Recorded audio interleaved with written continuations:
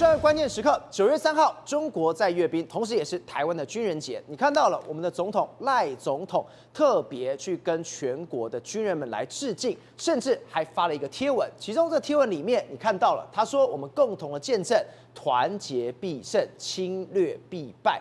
结果没有想到，我们早就被中共给侵略了，甚至就是我们常讲的灰色侵扰。你看到《卫报》直接讲非常明白，这侵扰的地点就在我们非常熟悉的东沙岛，而且是我们的经济海域上面。他直接说很白，中国在台湾专属经济区内钻探石油跟天然气。你现在看到所有画面都是他们的钻井平台，甚至它是一个永久性的，至少有12件，甚至有这种非永久性的，还有这个数十艘相关的支援船。你以为是这几个月或这1年发生的事情吗？没有，《卫报》讲得非常白，这件事情已经存在了5年，这代表一件事情，5年内我们的政府根本没有人管，直到《卫报》把这件事情直接揪了出来。而这件事情有多严重？你看到美国智库他是怎么说？他说你一定要去警告这件事情。他说，如果你今天不抗议的话，可能会使你的主权分割常态化，并且鼓励进一步的侵犯。为什么？因为你现在看到这个钻井平台，它如果今天真的发生了打仗，在暂时的情况之下，它竟然可以变成一个发射台，包括上面可以停无人机，甚至一些巡弋飞弹都能在上面。这是一个非常严重的国安问题。所以世聪，我们今天看到人家在阅兵，我们军人节的确，我们总统说的非常对，团结必胜，侵略必败。结果没想到的事情是，今天《卫报》新闻出来，我才知道，原来我们已经被这种灰色侵扰，我们已经被侵略了。至少5年，这5年我们到底在干什么？没错，事实上对岸今天在阅兵，那我们今天是军人节，你看我们就说向保家卫国的全体国军致敬啊！我们这个赖总统说团结必胜，侵略必败这样一个状况。可是问题是，我们现在呢，国军或者我们赖总统真的要硬起来。为什么要硬起来呢？事实上，现在《卫报》就直接报道跟你说啊，他说中国在台湾专属经济区内钻探石油和天然气。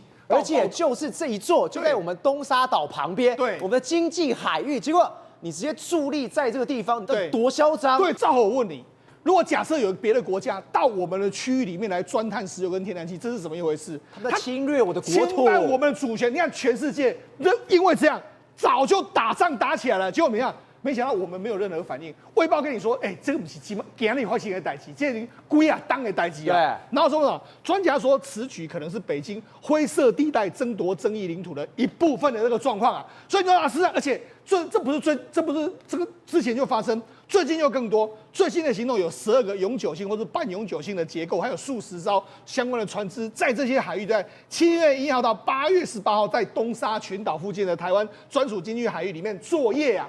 赵尔，在我们东沙群岛啊，那你知道我们中华民国的法条是这样：如果要在我们所属的这个所谓经济区或是大陆上面架所谓的人工岛这些东西来说，我们都需要取得这个完全的许可。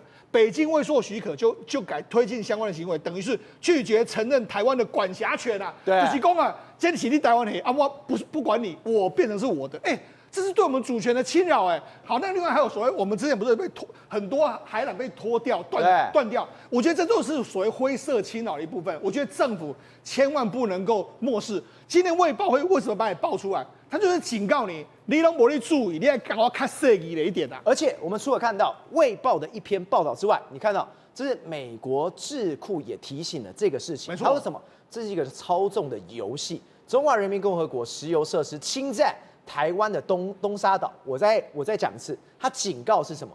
你今天一定要去抗议这件事情，你要去反驳这件事情，因为你今天没有做，你的主权分割你会常态化。没错，人家就是自由进出，人家就是想来就来，是想走就走，而且你今天不去制止，你今天不去反抗，会变成鼓励进一步的侵犯。没错，像主权是要重申的，就是这是我们国家的主权，你一定要说出来，而且他亲门打后，你一定要给我反击。反击回去来说，因为什么？因为如果你都一直不说的话，主权慢慢，你就会自己不断的退让。退让之后呢，他就说，那我就常常进来啊，造成一个既定之事实之后，你主权就消失了。对，所以这是不能够这样做的一件事情。好，那尤其是美国的报道里面，他讲得非常清楚，他说，这不是小东西他说了，至少有一艘船舶长度超过240公尺，这个多大？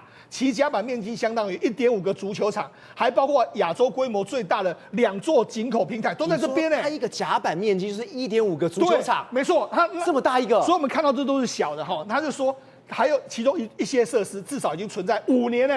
所以现在2020年它就存在，然后其中一座在2024年的时候一度还逼近东沙岛限制水域边界，只有1公里，限制水域，这又是比经济水域更加靠近的，只有1公里，所以就说这是你的主权已经完全被这个侵踏的一个状况。而且你可以看到哦，最后一段说得很明白，卫报是透过民间的海事追踪网站。独立确认大部分的资产位置，对，表示什么？它是用民间海事追踪都可以看到，是你政府还给我5年视而不见，对，没错。好，那你看，这我们很熟悉的葛莱仪，葛莱仪说什么？我的了解是的，台北缺乏这种应对能力，这也解释了为什么他们没有这样做。这也许他们低估了它的规模，这是葛莱仪的说法。说啊，这个因为卫报这样说，他说啊，应该是他们不知道，那真的知道还是不知道？卫报联系我们的国安国安会咨询意见，然后也联络经济部，然后该部会的多数问题转交给海委会，那海委会拒绝评论，然后海巡署就表示他持续监控这个所谓管辖区内的所有海上目标，但石油专有平台还有合作事项并不在它的范围内。不是，那到底谁来解决这件事情？所以就变成是大家踢皮球嘛，你推来推去。对啊，没有，我们管你这个所谓的海警啊，我们管这个军舰啊，那这个所谓的石油平台我们就不管。好，那你石油平台到底呢要不要管？当然要管。你看这个是之前已经这个被调查的这个前中石油的这个董事长王怡岭啊，他贪了9000亿嘛，他说什么？大规模深水的这个钻井平台是我们移动的国土和战略武器，他都说了这么明白，战略武器，今天人家的战略武器距离你东沙岛的限制海域只有1公里，然后在你的经济海域里面来说，这么多在那边夹来夹去，武器人家都摆到你的家门口了，所以才说政府今天卫报跟你提醒了，你绝对要赶快把你的 guts 拿出来。好，为什么这样说？你看，人家就拍嘛，这是之前就拍到了这个所谓的海基1号。它这种所谓是深水的这个平台，深水平台是什么？它可以撑在这个海底的位置，就看我能够打到多深嘛。那大概是可以打到300公尺，假设能够打到底的话，那我就把它踩了一下的这种所谓导管架的这个平台，这就是比较永久性的设施。而且你看这个卫星图像，2025年8月的时候，都已经拍到了，是表示它真的是驻力是在这里的。好，它就驻力是在卡里加。好，那除了卡里加在这边来说的话，你看，那你要说啊，对啊，我们没有注意到这个事情啊。照我跟你讲，这个他们其实之前就宣传过。你看这是什么？海基1号投产，刷新我国海上单体石油生产平台的这个新高，就是我们可以钻到330公尺，这个是我们最厉害的。好，那我讲这个时间点是什么？2022年10月3号，所以他们曾经报道过这个。那报道过这个的时候，结果没想到他那时候说什么？哎呀，我们现在海基1号来位在整个珠江口的这个盆地的这个海域这个地方啊。可是这是2022年，对，现在呢已经来到什么？来到东沙岛。不是，他这个太夸张。在2022年的时候，你去跟大家讲过什么？我们是在珠江口盆地海域，结果怎么样？你就是在我们台湾的经济海域里面，你给我骗我，你是珠江口，然后结果怎么样？我们国内我们政府也没有发现，人家就已经说他已经建了，结果你还没有发现。应该说珠江口来说很大嘛，对不对？那他就可以说那是珠江口，没有错啊。可问题是，我觉得我们政府不应该要漏高这个消息，就是你要赶快掌握到它这个是不是到我们的经济海域，而且这个我觉得有点离谱的这个状况。好，另外一个。我们讲，目前为止来说，这是根据这个媒体、这个美国智库里面来说，他就说什么？目前为止来说，有7座导管架，导管架来说就是固定在那边，另外一个有3座浮式生产储油的装备，还有5座半潜式的这个专有平台。好，那我们刚才讲位置在什么地方？你看，这是我们东沙群岛在这边，就是我们台湾的领土，对不对？这是我们的 ADIZ，这个所以你看。这距离我们的 ADIZ 或者说我们的这个东沙群岛都很近，然后你看，这个所谓黄点的，就是浮式生产的这个装油设备，你看有几个，对不对？导管架这个绿色的，你看有好几个哈，然后这钻井平台的轨迹来说有这么多哈，那这就是我们的台湾的专属经济海域的这个位置。对，所以你看，它都在，你全部都在我们里面，都在我们里面啊！你看我们专属的经济区里面就是这个，然后东沙岛在这边，然后我们的 ADIZ 在这边，它就在边缘这边一大堆搞来搞去，然后就常常这样上上下下、上上下下、进进出出啊。那因为为什么我们东沙岛，我们目前为止还有驻军在那边嘛，它距离我们台湾岛是很远的，有444公里左右，是比较远。可是不能够因为它距离我们远，你就可以让它这样子亲门打哦，这是完全不对的啊！你看，人家都透过，你看都直接跟你讲得很清楚啊，这是哪些对它的这个生产的方式，然后它的编别码，还有隶属在哪个单位，他都直接跟你讲啊。而且你看哦，这是今年哦，7月1号到8月18号监测到的，对这个所谓的海上的建筑物，人家都帮你列出来了。对，没错。好，那当然了，因为你要这个所谓专油平台的话，它还要什么？它还要有这个资源的船只嘛，所以他说有数十艘的资源船只在这边跑来跑去，所以不是只有这个平台，还有船只在这边跑来跑去。已经做不赢啊，可以过来弄，不知道他们在我们家门口做这些事情，而且是在我们的经济海域里面。所以说这个实在是，我觉得卫报爆出来的时候，我觉得我们真的要绷紧神经了哈。那为什么要绷紧神经？大家可以看到说，我们刚才说的是所谓的导管式，就是一踩了一下。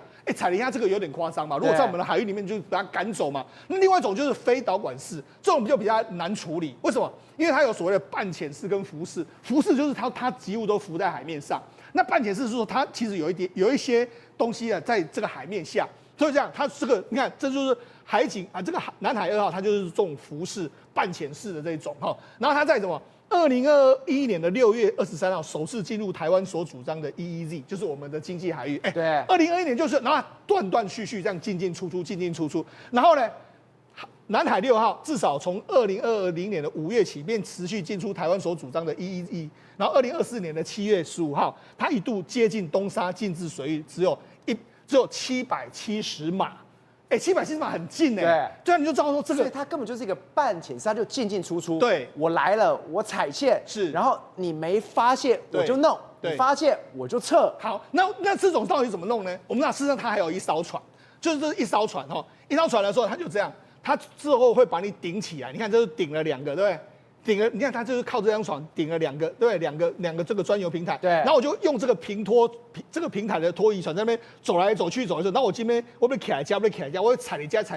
它这种就是比较半潜式，你很难抓嘛。那我们就讲，实际上就是我们的台湾的专属经济海域 EEZ 嘛，对。那你看南海2号的位置在这边。然后他就给你换来换去，然后这个资源船在这边，就这样。你看，他可以马上换，当然7月17号在这边，7月24他就进来了，对，然后结果你用它，你看哦，东沙岛限制水域50公里，短几天就可以这样子，它可以再搬嘛，搬来搬去嘛。这种你很难，我跟他讲，这种你很难防。但问题是，他就是这样搞你，那你怎么办？我觉得我们只能够用对应的措施来知道，或者说直接跟他抗议。那你知道还有什么？那我就讲，刚才有这个中海油不是说，我们到时候可以变成是一个武器平台吗？如果假设你美军在这边经过的时候，我可以用这个我们用这些平台可以锁定它。对，那上面来说，我可以装很多东西啊，我可以装什么感测器啊，然后装这个通讯系统，还有武器阵列，很多都可以装在这上面啊。譬如说，你看，我可以侦测什么水面的这个声音啊、雷达啊、光电感测啊、信号收集，还有这个声学感测，还有小口径的火炮都可以装在上面啊。那你必要的时候可以做什么？可以做很多啊。你看，譬如说这些系统还可以承载什么感测平台的这个资讯中继站啊，然后包括 X 波段雷达的搜索，还有平流层的这个各式各样的通信系统，还有无人机的中间站。你说它可以做这些，当然都可以做啊。甚至我跟他讲。我们都在想，这种平台上面来说，如果这边不是都会有一个所谓直升机的位置吗？好，那现在怎么做呢？我可以把武装直升机停在这个地方吧。好，那停在这个地方来说，我可以有更大的装备嘛。譬如说，美国不在搞那个提风系统，一个这个所谓货柜，然后就可以发射飞弹，我也可以把它放到这上面来啊，这有什么问题吗？对不对？譬如说，像这几天展出了这个鹰击12的这个反舰飞弹，我是不是可以把它放在这边？都可以做啊。所以我就说，为什么这个会很危险？你知道吗？我们东沙岛在这边，对，然后这是中国，那这是台湾，这是菲律宾，我们把这个相对位置给大家看。如果过去一段时间，如果假设中国要部署飞弹，它只能够在它沿海部嘛，对不对？沿海部这个飞弹，问题是你距离台湾有点远，距离这个菲律宾也有点远，对不对？但它今天，它可以来到这个地方部，它可以来到这个地方部，可以吧？对，它可以来到这个地方部，可以吧？它可以来到这个地方部，可以吧？假设真的万一作战的时候，我把这些平台换成是作战平台的时候，我要攻击你台湾或攻击菲律宾更近啊，所以你美国怎么搞？我这样搞你，那是不是比你更厉害？你看台湾跟菲律宾，然后我在这个中间弄了一堆这种所谓的这种平台，那我随时可以攻击你们两个。你美国虽然什么有提风飞弹，它问题是它比你更加灵动。所以世聪，我们这样一路看下来，我们刚刚特别提到这一张是美国智库它特别画出来的。你看到这些点，这1圈、2圈、3圈是什么？是它的飞弹的范围。对，它连范围都帮你画出来，飞弹范围画出来，这代表一件事情，它已经有到我们台湾这边了，是，甚至到菲律宾这边。这也太可怕！如果你今天又再往东沙岛往这边再移一点，对，等于你的射程范围又在更广了。他现在就是慢慢给你亲门打你都没有任何表示的时候，有一天他就会来到这个地方嘛。反正照我跟你讲，你在这边都没有抗议的时候，你觉得我们到这边来，我不会抗议吗？不会抗议啊！所以中国就是这样，慢慢肯定我们台语叫那种扔头轻棍啊，就是这个样子嘛。你没有发现嘛？哈，那我们跟他讲。让各国面对这种争议的时候，绝对都是跟你死磕到底。比如说，你看南韩啊，我们韩国跟这个中国最近因为黄海，因为他们有一个共同的黄海，那黄海那时候有所谓的浮标，这个所谓灯塔浮标，还有养殖设施，因为中国把一些所谓的养殖业的箱子搬到那个地方，它有2个这个巨大的养殖这个网箱这样东西，然后韩国就说什么，你这有军事的这个意涵啊，你看。他们马上就你看，这是南韩官方，你看他把这个照片都弄出来哦，然后你的位置在哪里哦？是官方给他抗议哦，光你在那边塞啊，你这样是不行啊。所以你看他们南韩跟他抗议，抗议他就说什么？如果你在这个，因为他就说他们跟平泽是平泽基地嘛，在台湾发生突发状况的时候，他可以针对平泽基地进行打击，阻挠驻韩美军。所以你看韩国这样说，好，那除了韩国这样说之外，还有什么？日本。你看日本也是一样，我们让日本跟中国来说的话，东海有非常多争议嘛，对，因为他们中国在这边有所谓的白华跟春晓油田一大堆，所以他们在这个地方有非常多，他们有什么这个所谓钻井平台。那钻井平台的时候，你看日本说什么？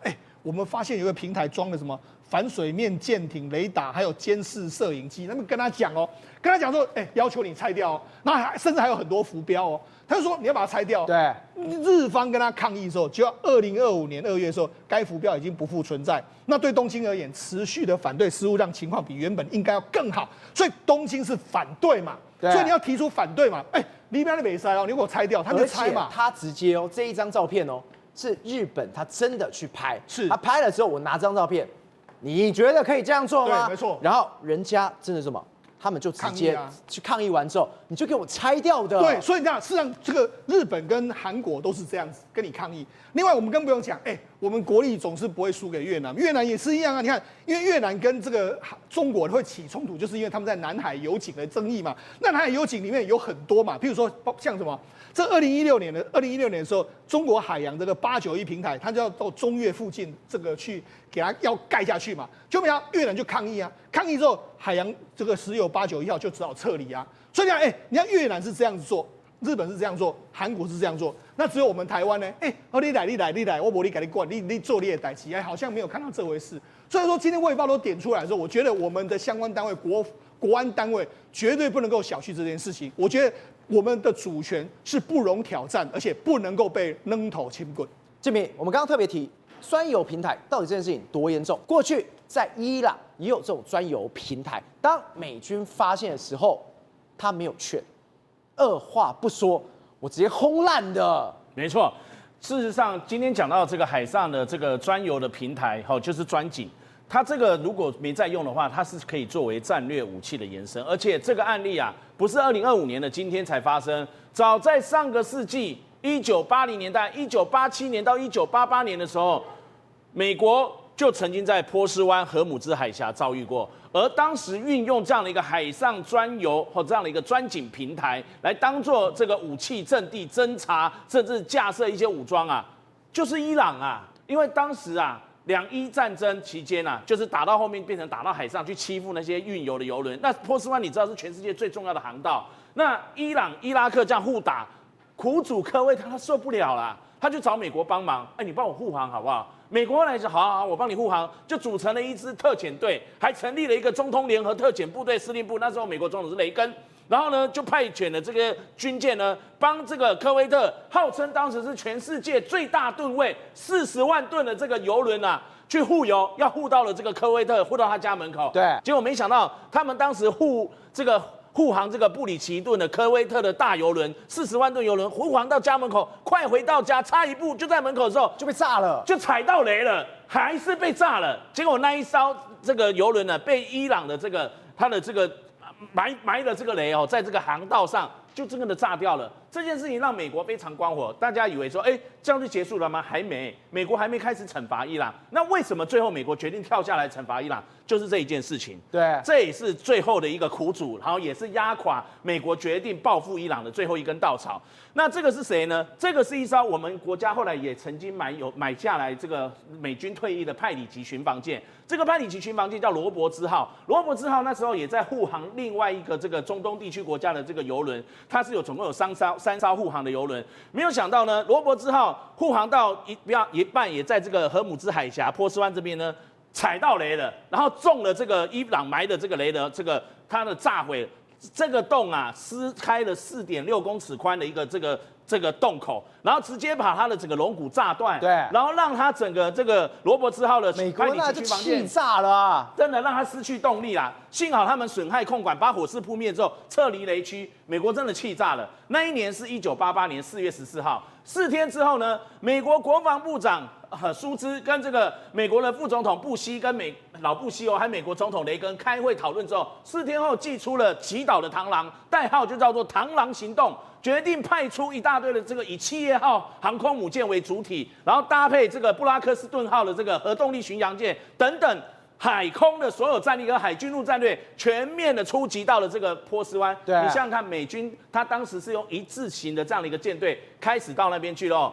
那伊朗还想要这个趁机攻击美军。很好笑的是，当时他们先这个警告萨商的这个废弃了伊朗的专油平台，跟他说你们赶快撤退。伊朗的这个平台上面的人还不死心的，直接用这样的一个谢尔盖的防空炮去攻击美军的航空母舰跟他的这个巡洋舰、驱逐舰，等于是用小鸟打大炮。那美军就开始还击啦。而且后来呢，美军的这个 AH-1W 攻击直升机，他就注意到这个观景平台这个专景平台上面有它的防空炮，它直接就发射了这个托式反装甲飞弹。对，你看直接轰爆了这个专景平台。那之后呢，美军的海军陆战队人员也登上了专景平台，果然发现了这些一大堆武装。你看到没有？所以他真的非常狠。他第一个时间是用眼镜蛇直升机轰，轰完之后，你觉得我会放过你吗？没有。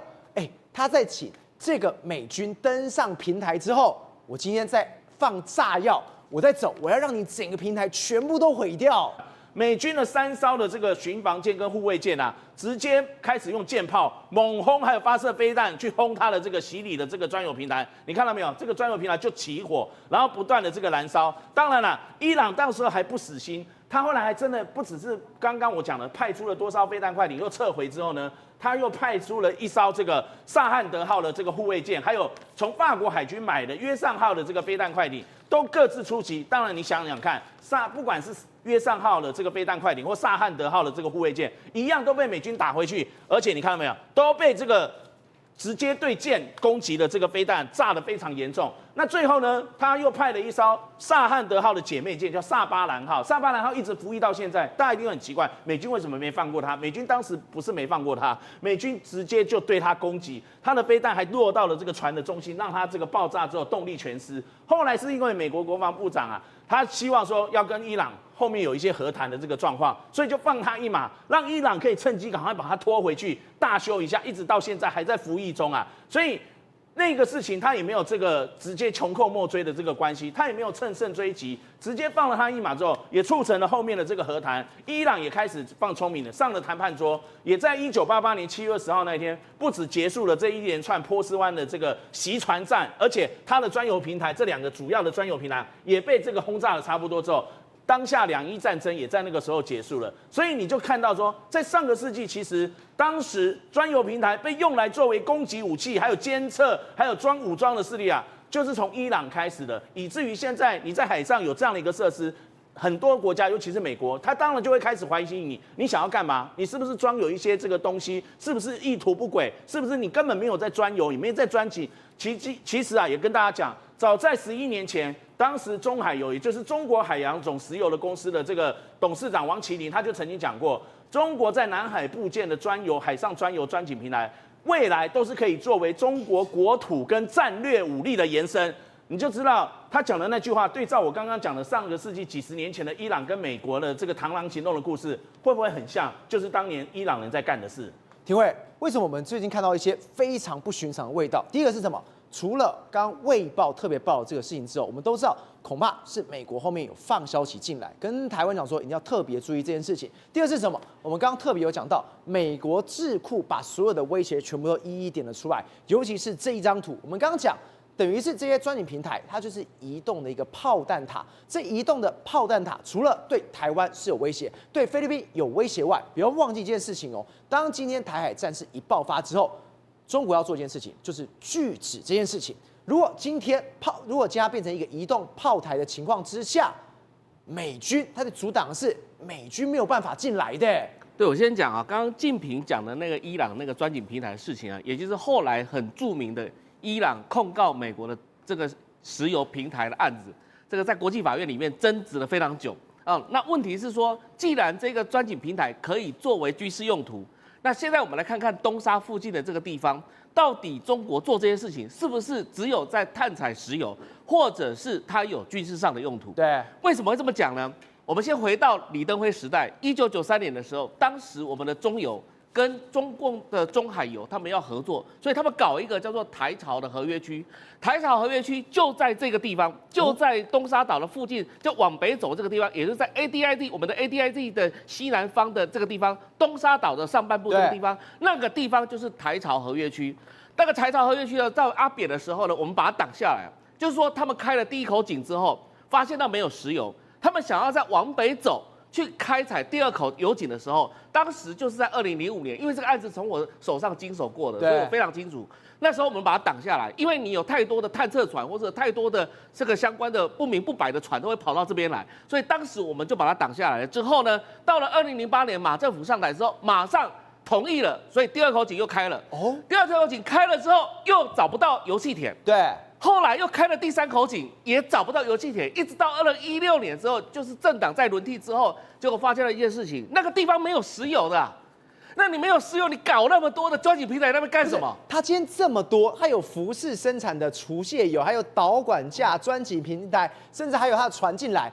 你说这地方完全没石油？对，如果说你有兴趣的话，可以去看中油他们有公布的官方的报告，公布报告里面都写得清清楚楚，没有任何油气反应。那为什么这样子呢？因为中油要任何开采海域探勘都一定要经过立法院预算通过。那立法院问呢、哎，你花那么多钱去海域探勘啊，那就烧那么多钱，好几亿。你倒不如到中东去买油，为什么你要这么开采，对不对？所以他们可能被质疑，所以中油这边是挡住了，但是中海油那边继续做啊。所以他们既然没有石油，他们为什么要继续做呢？没有天然气为什么要继续做呢？就代表说它不是单纯经济用途，它是为了军事用途。所以我们刚刚有提到，它不单单在平时的时候作为征收的做法，对我们常常讲说 C4ISR， 它的本身来讲作为就是在平常做这个功用，在战争的时候，它当然就可以当做一个平台啊，它可以做战士平台，上面部署反舰飞弹，或是部署什么样的东西来搞你的这个海军呢、所以我们说真的不同小可的原因是在哪里？最近来讲，美国的智库也好，日本的智库也好，都把所有的聚焦点全部聚焦到东沙岛来。对，为什么到东沙岛来？因为那个地方是离台湾，你说远也算远，你说近也算近，但问题是它又离广东非常近啊，所以他们的如果南部战区或者是南海舰队想要去夺这个岛的话，其实轻而易举啊。所以他旁边就开始在做这些事情的时候，其实我在做，他都在做军事部署了，已经不是单纯在做经济方面的一个投资。根本就不是经济天然气的探采。我刚刚提到了，那你没有油，你没有油去探采那个东西干什么？那顶多就是什么？顶多东沙岛附近有可兰冰，就是甲烷而已。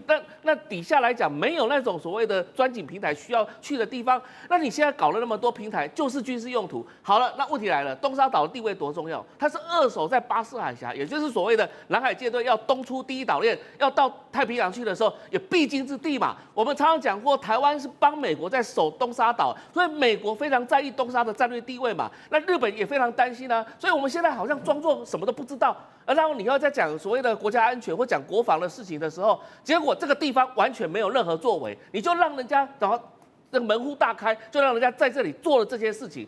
你说你是今天为了说啊，这对方是不是也是对方专机区，或者是我们专机区重叠区啊？这个模糊地带大家不方便这个做事情，但是问题这已经不是在做经济投资。我刚刚提到它是军事用途。如果你再配合那一个所谓的 ADIZ 的西南空域不断的一直在骚扰的话，那绝对长期以来中共已经部署将近5到10年的时间，都在这个地方来做整地的概念了。那也就是在应对接下来可能发生的战事。如果今天我们东沙被夺，或者是因为不好意思哦，这个美国智库它不是单纯智库，对 ，Jamestown 它是什么？它是跟 CIA 合作的智库，就是跟美国中情局合作的智库。所以这个智库的说法有意义的。它是美国政府放出来的消息，它不是单纯智库的学术研究，它是美国政府已经非常担心你这个地方有这个东西，那可能跟台湾政府在沟通的时候，可能台湾政府也装作好像不知道，好像这个好像很不重要。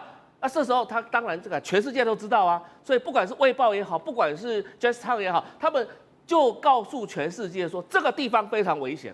那这个地方危险的话，它具体的东西就摆出来了，这个叫做石油平台，但是它不是石油平台，它就像波斯湾那些平台一样，美国都把它视为是一个军事上的用途。宇轩，刚刚我们这个逻辑已经讲非常明白，现在不管是卫报的报道，甚至美国的智库都在提醒。已经人家亲门踏户了，已经不是来挖石油，已经不是来探勘石油，人家就在做军事的设施，你就是要硬回去。为什么？你看到今天93阅兵的这一天，有一艘船穿越了台海的中线，仔细一看是美国的商务船，美国商务船直接跟中国呛虾的。对，这样，所以美国不只是提醒，不只是拿出报告，它还实际上付诸行动，主动介入。而这一次呢，刚好在93阅兵这个敏感时间，大概早上7点钟左右，我们突然发现说，突然间呢，由这种我们讲的东北往西南的方向，看到一台美国的公务船，而且它这一只船只呢识别不明，完全不知道它到底是什么样的身份、什么样的船种，就是这样轻飘飘的沿着中线。就这样给绕过去，但这时候你再去对照过去美国印太司令曾经讲过的一句话，他说什么？帕帕罗讲得很简单，美国最高的这个我们讲的职责叫做嚇阻侵略。换言之，我会不断的尝试让你知道中国不能越过雷池一步，但是重点都是那个但是。如果说必须一战的话，他会干嘛？拿出压倒性的绝对优势，和盟友并肩作战。索马尼事实上它是无人舰艇里面的先驱。对。包括它提供一个系统，这个系统叫做什么 ？Echelon。这个 Echelon 非常厉害哦。比如说我刚才讲到20个，你就会问第一个问题：宇轩，那要几个人操作呢？是要20个人操作吗？是像中国操作无人机器狗一样用摇杆在后面吗 ？No， 只要一个人坐在电脑荧幕面前，他就可以一个人操控整艘舰队。换言之，赵尔，他只要有他这个 Echelon， 你知道可以干嘛吗？一个人就等于一艘驱逐舰，所以他可以一个人控制20台的无人艇。那而且它就是什么无人艇的大脑，中枢的大脑。对，而且它非常的直观。你有玩过《世纪帝国》，你就知道哈，不是那个伐木工不是那个哈，就是你一次呢，你可以控制了整个20个我们讲的载台，而且控制这个载台的同时呢，它非常的直观。换言之，你不用输入非常复杂的什么程式码、代码都不用，它就很像玩游戏，像你看比如说这个1、2、3、4，对不对？他就跟你讲说这4艘无人艇，你就是怎样把它画的。然后所以这个平台上面就是点1、2、3、4，然后结果就顺着这个平台到那个点，对，到那个点之后，他们就会自己过去了。对，所以这个就是现实版的《世纪帝国》。你有没有看到？他就说我要走这样的航机，请你这样按这样过去，他就会这样过去。哎，我要在你让你在这边部署呢，你就在这边部署。同时，比如说我要你在这边滞留，或者是进行了定点巡航，或者是进行攻击、进行征收呢，它每一个呢都有这样独立的运作系统。换言之，通讯都不用通讯了，因为重点是在于这个后面的载台，也就是你负责大脑的这个平台。所以你的意思是说，我只要下指令完之后，尽管它路程当中遇到什么困难，它可以自己解决这些事情。对，这个就是 AI 好处的地方了，因为你人为在画的时候，它只是一个大概率嘛。那我哪知道说那边会不会有礁石，或那边会不会有鲸鱼，或那边有什么？但是呢，因为它是 AI 自主的，当你移动过去的时候，它就会开始用视觉识别，以及呢相互之间的我们讲的感测之后，比如说看到一个大石头，它就会稍微绕一个道，它会避开。对，比如说遇到敌舰呢，它会看干嘛？它会先把这个敌舰呢做敌我识别，然后包括它的型号，包括它的航程，包括它的路径，然后呢把它回报给大脑说，这个人说，我现在遇到这个状况了，请问一下的单兵该如何处置？那他可能有一些基本上的应对方法，就是说我可以回避，或者说我进行监控，它有一定的自主的能力，而不用说全部都要麻烦人，否则你这样太复杂了嘛。所以你看当它这个即时指挥的时候，你会看到，其实它有一个特别。每一艘舰艇的功能性呢，跟状况呢都不太一样，而且这些都是所谓的水面舰。比如说，我们举几个例子好了哈。这是它的现场的模拟示范。当呢这边你看到这是艘驱逐舰，对那同时它可以干嘛？我说我投递4艘小型的无人舰，由空中呢直接这样放下来。好，那但是呢，我这时候找到我的阵地跟目标了，所以我要去进行追踪，所以我进行我们讲的这个时候在操作平台上。把它模拟往那个方向去前进，然后你看到赵和，他就会开始说我要布什么样的阵，对，我要怎么样的阵型。比如说，你看，你知道为什么他突然缩起来吗？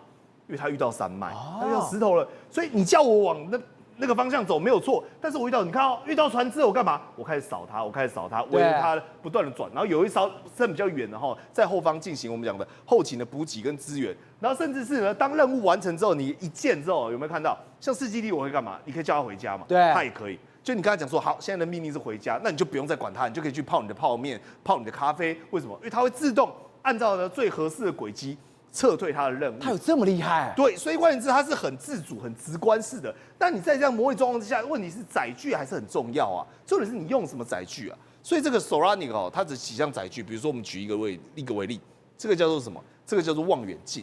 这个望远镜呢，它特别在哪里？第一个，它的造型很像是一种鱼雷。换言之，它是不需要人载体的，所以它的设计感可以符合呢最高的流体力学以及它的任务所需要。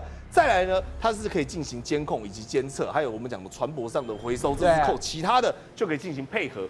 那船舶回收就在这边，这个叫做掠夺者号，就是这一台。对，那这个掠夺者号特别在哪里？第一个，它40公吨，但是你要知道，我们讲它的它可以承载的重量高达40公吨。对，哦，所以这是很了不起的哦，代表说一些大型的炮弹、火药甚至炸药非常惊人。你刚刚说它可以载40公吨哦，结果它可以在岸上巡航30天以上。对，代表说有这么厉害，这么持久。对它的我们讲后勤的补给能力以及它持续上作战能力非常长。所以你看啊，这张图面是它的示意图，因为它上面后来载了2个什么？